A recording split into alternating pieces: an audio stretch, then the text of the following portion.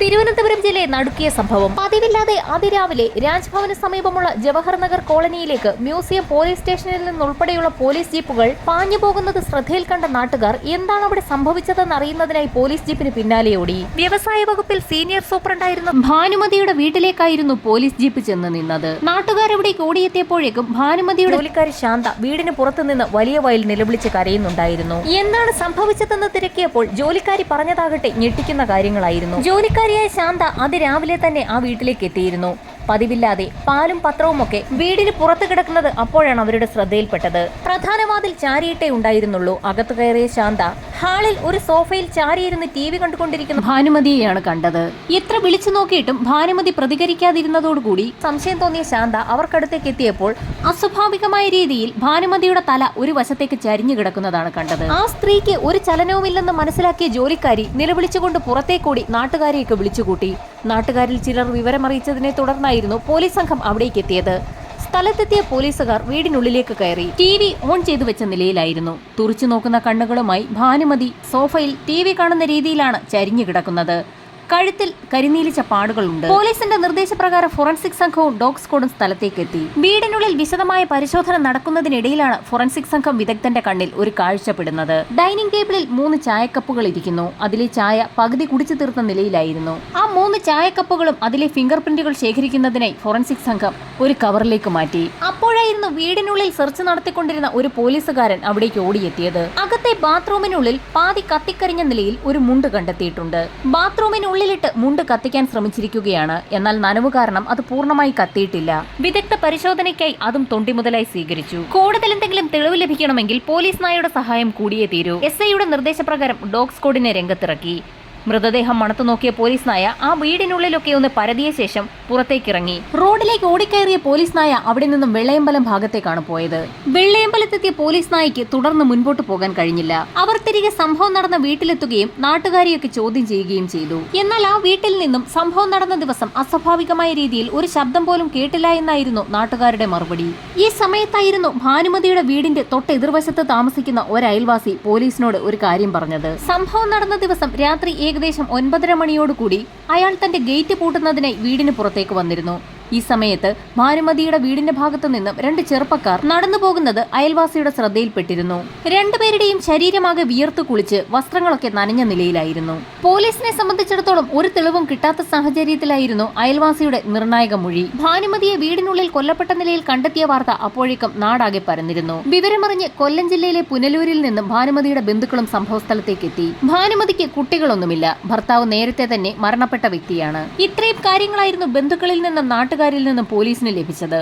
Inquest നടപടികൾ പൂർത്തിയാക്കിയ ശേഷം മൃതദേഹം മെഡിക്കൽ കോളേജിലേക്ക് ഷിഫ്റ്റ് ചെയ്തു. അന്ന് വൈകുന്നേരം തന്നെ ഫോറൻസിക് സംഘം വിശദമായ ഒരു റിപ്പോർട്ട് പോലീസിന് നൽകി. ഫോറൻസിക് റിപ്പോർട്ടിൽ നിർണായകമായ ഒരു വിവരം സൂചിപ്പിച്ചിരുന്നു. സംഭവം നടന്ന ദിവസം ആ വീട്ടിലേക്ക് ഭാനുമതിയുടെ 2-3 പരിചയക്കാർ വന്നിട്ടുണ്ട്. പാതി കുടിച്ചു തീർത്ത നിലയിലുള്ള 3 ചായക്കപ്പുകൾ അതിലേക്കാണ് വിരൽ ചൂണ്ടുന്നത്. ചായക്കപ്പിൽ പതിഞ്ഞിട്ടുള്ള സലൈവയും വിരലടയാളങ്ങളും പരിശോധിക്കുന്നതിനായി അപ്പോൾ തന്നെ നിർദ്ദേശം നൽകി. മറ്റൊരു പ്രധാന തെളിവ് ബാത്റൂമിനുള്ളിൽ പാതി കത്തിയ നിലയിൽ കണ്ടെത്തിയ മുണ്ടാണ്. അത് നിർണായകമായൊരു തെളിവാണെന്ന് തന്നെ പോലീസ് സംഘം വിലയിരുത്തി. കത്താതെ കിടന്ന ആ മുണ്ടിന്റെ അവശിഷ്ടം വിശദമായി പരിശോധിച്ച പോലീസ് സംഘം ഒന്ന് ഞെട്ടി. കൈകൊണ്ട് തയ്ച്ച നിലയിലുള്ള 12ഓളം തുന്നലുകളായിരുന്നു ആ മുണ്ടിലുണ്ടായിരുന്നത്. ഇത്രയും തുന്നലുകളുള്ള വസ്ത്രം ധരിക്കുന്ന വ്യക്തി തീർത്തും ഒരു പാവപ്പെട്ടവനായിരിക്കുമെന്ന് പോലീസ് സംഘം വിലയിരുത്തി. ജോലിക്കാരി ശാന്ത നൽകിയ മൊഴി അനുസരിച്ച് അവർ രാവിലെ ജോലിക്കായി ആ വീട്ടിലേക്ക് എത്തിയപ്പോൾ പ്രധാന വാതിൽ പാതി ചാരിയ നിലയിലായിരുന്നു. ആ വീടിന്റെ മറ്റു വാതിലുകളിലോ ജനലുകളിലോ ഒന്നും ബലപ്രയോഗം നടത്തിയതിന്റെ യാതൊരു ലക്ഷണവുമില്ലായിരുന്നു. ആ വീട്ടിലേക്ക് വന്ന വ്യക്തികൾ മുൻവശത്തെ ഡോറിൽ കൂടി തന്നെയാണ് അകത്തേക്ക് പ്രവേശിച്ചതെന്ന് ഇതിൽ നിന്ന് വ്യക്തമായി. ആ വ്യക്തികളെ ഭാനുമതിക്ക് പരിചയമുള്ളത് കൊണ്ടാണ് അവർ ഡോർ തുറന്നുകൊടുത്തതും അവർക്ക് ചായ നൽകിയതും. പോലീസ് സംഘം ഇങ്ങനെ ഒരു നിഗമനത്തിലേക്ക് എത്തിയപ്പോഴായിരുന്നു ഫോറൻസിക് വിഭാഗത്തിന്റെ ഭാഗത്തു നിന്നും വളരെ നിർണായകമായൊരു വിവരം ലഭിക്കുന്നത്. കത്തിക്കരിയാതെ അവശേഷിച്ച മുണ്ടിന്റെ ഭാഗത്തു നിന്നും ഒരു രോമം കിട്ടിയിരിക്കുകയാണ്. വിശദമായ പരിശോധനയിൽ 20-ൽ താഴെ മാത്രം പ്രായമുള്ള ഒരു യുവാവിന്റേതാണെന്ന് വ്യക്തമാവുകയും ചെയ്തു. തിരുവനന്തപുരം സിറ്റിയിൽ ഭാനുമതിക്ക് പരിചയമുള്ള യുവാക്കളെപ്പറ്റി അന്വേഷിക്കുന്നതിനായി ഒരു സംഘം പുറപ്പെട്ടു. ഭാനുമതിയുമായി ബന്ധമുള്ള വ്യവസായ വകുപ്പിലെ ഉദ്യോഗസ്ഥർ, അയൽവാസികൾ എന്നിവരെയൊക്കെ കേന്ദ്രീകരിച്ചായിരുന്നു അന്വേഷണം. ഈ സമയത്താണ് പോസ്റ്റ്മോർട്ടം റിപ്പോർട്ട് പുറത്തുവരുന്നത്. പോസ്റ്റ്മോർട്ടം നടപടികൾ പൂർത്തിയാക്കിയ മൃതദേഹം സംസ്കരിക്കുന്നതിനായി ബന്ധുക്കൾ പുനലൂരിലെ വീട്ടിലേക്കാണ് കൊണ്ടുപോയത്.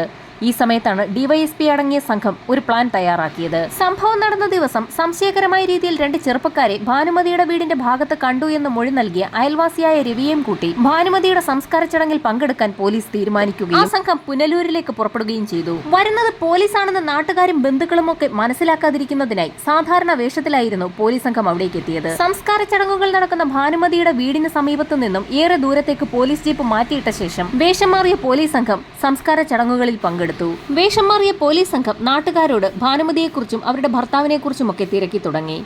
ഭാനുമതിക്കും ഭർത്താവിനും ജോലി കിട്ടി തിരുവനന്തപുരത്തേക്ക് പോയ ശേഷം അവർ വല്ലപ്പോഴുമൊക്കെ നാടായ പുനലൂരിലേക്ക് വരാറുള്ളായിരുന്നു. ഭർത്താവിന്റെ മരണം സംഭവിച്ചതോടുകൂടി പെൻഷനാകുന്ന സമയത്ത് തന്റെ സമ്പാദ്യവുമായി പുനലൂരെത്തി ഒരു വീട് വാങ്ങി അവിടെ താമസമാക്കാൻ ഭാനുമതി തീരുമാനിച്ചിരുന്നു. ബന്ധുക്കളോട് വിവരങ്ങൾ തിരക്കുന്നതിനിടയിൽ അവർ അറിയാതെ തന്നെ കുടുംബത്തിലെ ഓരോ അംഗങ്ങളുടെ പ്രായവും അവരുടെ ജോലിയുമൊക്കെ പോലീസ് ഉദ്യോഗസ്ഥർ രഹസ്യമായി രേഖപ്പെടുത്തുന്നുണ്ടായിരുന്നു. അന്വേഷിച്ചറിഞ്ഞ വിവരങ്ങളുടെ അടിസ്ഥാനത്തിൽ ഭാനുമതിയുടെ കുടുംബത്തിൽ 22 വയസ്സിൽ താഴെ വരുന്ന 10ഓളം ചെറുപ്പക്കാരുണ്ടെന്ന് കണ്ടെത്തി. വിശദമായ അന്വേഷണത്തിൽ അവരിൽ 4 പേർ ഗൾഫിലാണെന്ന് കണ്ടെത്തി.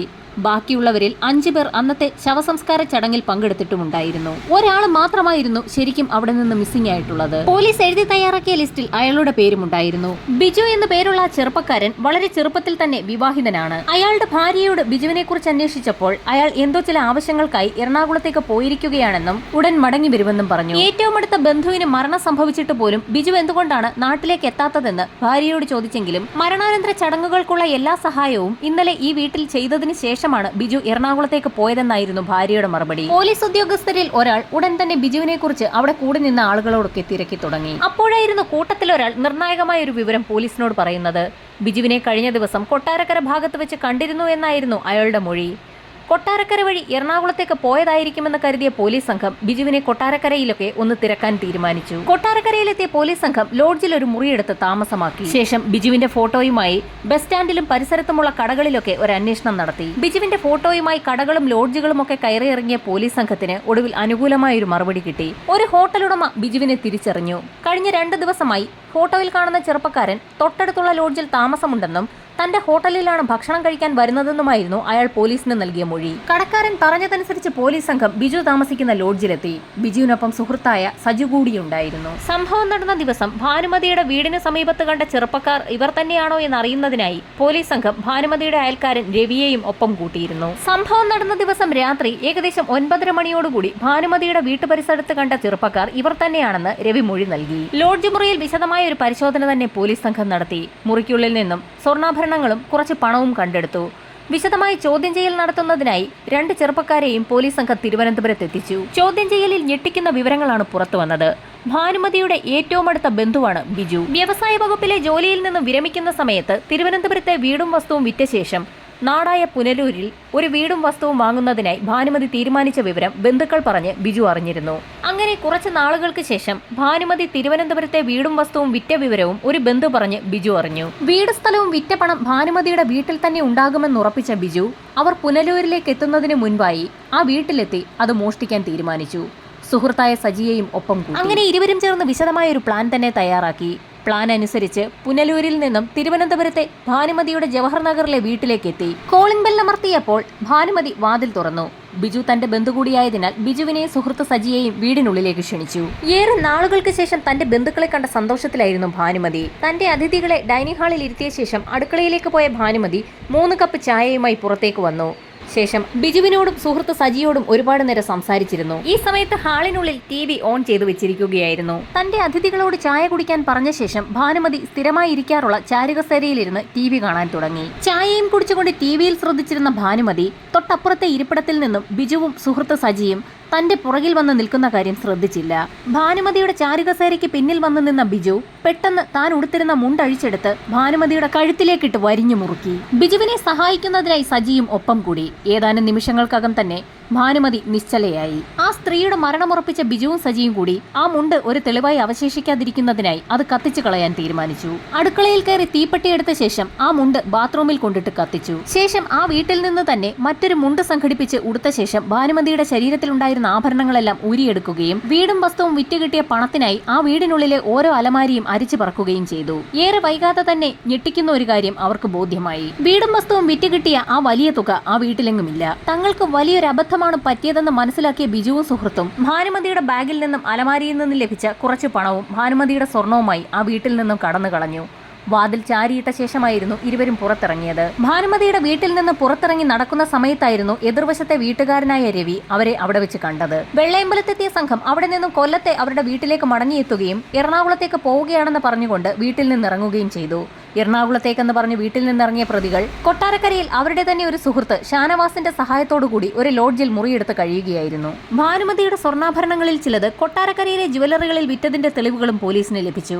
ഈ കേസിൽ ഏറ്റവും നിർണായകമായത് പാതി കത്താത്ത നിലയിൽ ബാത്റൂമിൽ അവശേഷിച്ച ബിജുവിന്റെ മുണ്ടാണ്. കൊലപാതകം നടന്ന് 72 മണിക്കൂറിനുള്ളിൽ തന്നെ പ്രതികളെ പിടികൂടിയ പോലീസ് സംഘം വിശദമായ കുറ്റപത്രം തയ്യാറാക്കി കോടതിയിൽ സമർപ്പിച്ചു. കൂട്ടുപ്രതിയായ ഷാനവാസിന് 5 വർഷത്തെ ശിക്ഷയും മറ്റ് 2 പ്രതികൾക്കും ജീവപര്യന്തം കഠിന തടവും കോടതി വിധിച്ചു. തിരുവനന്തപുരത്തെ നടക്കിയ ഭാനുമതി കൊലക്കേസിൽ 72 മണിക്കൂറിനകം പ്രതികളെ പിടികൂടിയ പോലീസ് സംഘം പ്രത്യേക പ്രശംസ നേടി.